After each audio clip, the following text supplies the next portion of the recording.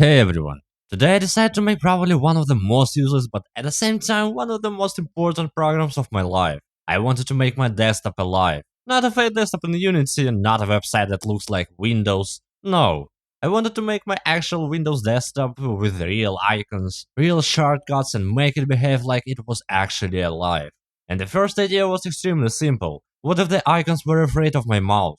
So I move my cursor toward a folder and it's like, nah bro, I'm not working today. And it just runs away. Sounds simple, but as usual, if an idea sounds simple, that means Windows API is probably standing somewhere nearby, waiting to ruin your day.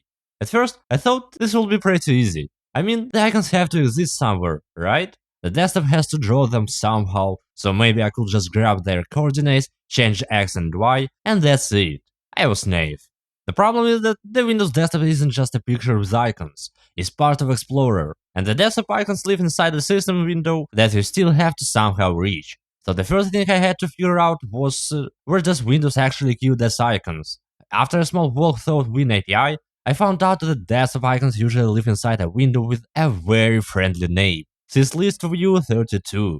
Yeah, it sounds like the password for a router in some apartment hallway, but that's where the icons live.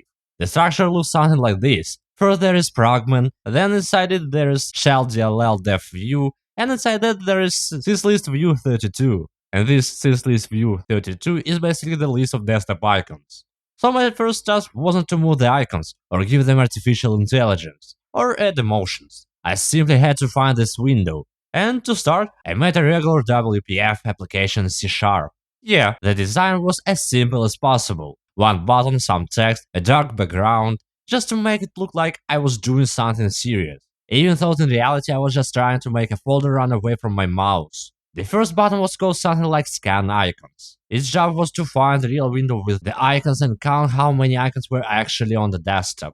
I wrote the code, launched the app, clicked the button, and the program actually found the icons. It showed the window handle and the number of icons on the desktop. And at that moment, I realized one important thing. I wasn't faking the desktop. The program could actually see my real Windows icons. It wasn't doing anything with them yet, but it already knew they existed.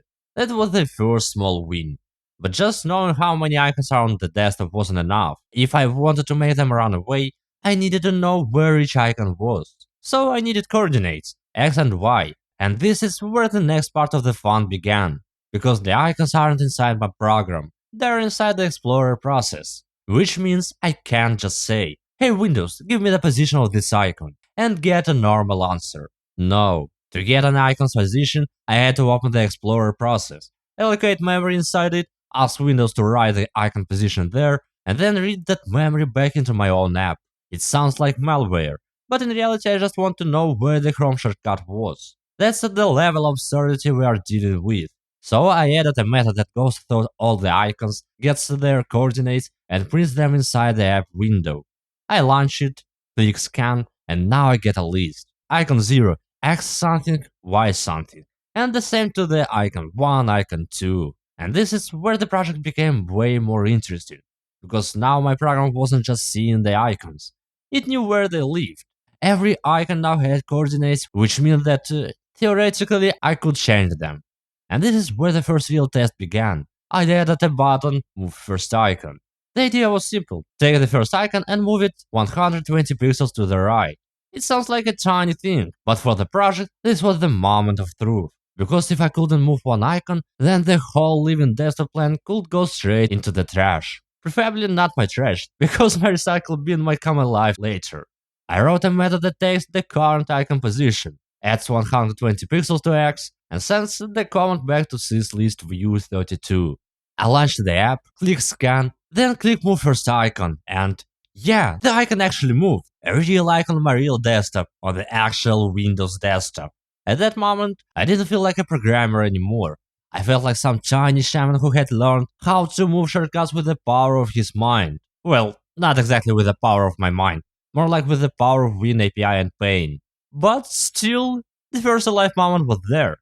But it quickly became obvious. If I was going to keep moving icons around, I needed a reset button. Because, come on, this was my real desktop, and if I created chaos there, and then had to manually drag everything back into place, that wouldn't be development anymore. That will be punishment. So, the next thing I added was saving the starting positions. Now, when I click scan, the program doesn't just find the icons and get their coordinates. It also remembers where they originally were. And then I added a reset icons button. The logic was simple. Scan, save the positions. Move first, the icon moves away. Reset, the icon comes back.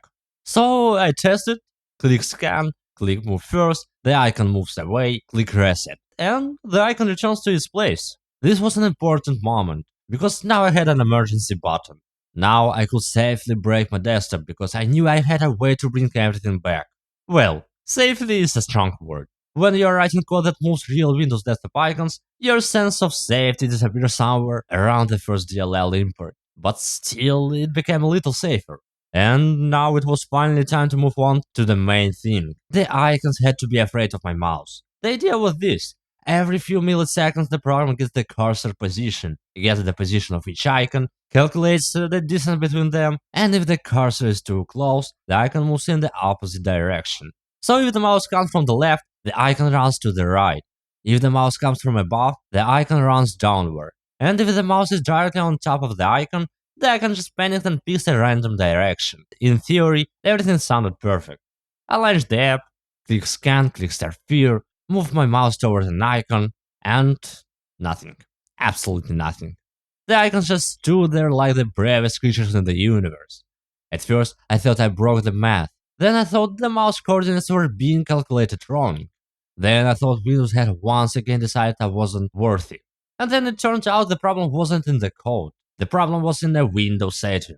There was an option enabled on the desktop, align icons to grid. And this was the real final boss. My program was trying to move the icons in small steps, and Windows was like, nah, bro, the icons stay on the grid. And just snap them right back into place. So the icons weren't brave, they were in prison. And at that moment, the regular desktop actually started to feel alive. Not useful, not convenient, not practical, but alive. It was my little zoo of anxious shortcuts. But pretty quickly a new problem appeared. The icons were running away from the mouse and then just flying straight to the edge of the screen. So I didn't make a living desktop. I made a desktop with psychological trauma. They got scared once, ran into a corner, and decided to leave it there. So the next thing I wanted to add was a home for them. Every icon already had a safe starting position because we made the reset button earlier, which meant I could do this. If the mouse is nearby, the icon runs away. If the mouse is gone, the icon slowly returns home. That was already supposed to feel much more alive, as if the icon wasn't just an object being pushed away from the cursor, but a tiny creature. Got scared, ran away, calmed down, came back. So I added the return logic. Now, on every timer tick, the program first checks the distance between the mouse and the icon. If the mouse is inside the fear radius, the icon runs away. If the mouse is far away, the program takes the starting position and moves the icon back in small steps. So it doesn't teleport, it actually returns gradually. I launch it, scan, start fear. I move the mouse closer, the icons run away. I move the mouse away, and they start coming back. And now it finally started to look like real behavior. They weren't just flying around in chaos anymore. They actually reacted to me. At this point, the project no longer looked like just a Windows bug. It looked like a tiny behavior system. And the funniest part is that all of this was happening with the real icons. And this is where I decided to stop, because the desktop already does the main thing. Real icons are actually afraid of the cursor. They run away from it and then they come back. For the first version, that's enough. Of course, I could add a lot more methods later. Emotions about the icons, and evil recycling that hunts shortcuts, or folders that start leaving their own leaves. But that can wait for another time. Today I ended up with a desktop that became slightly less convenient, but much more alive.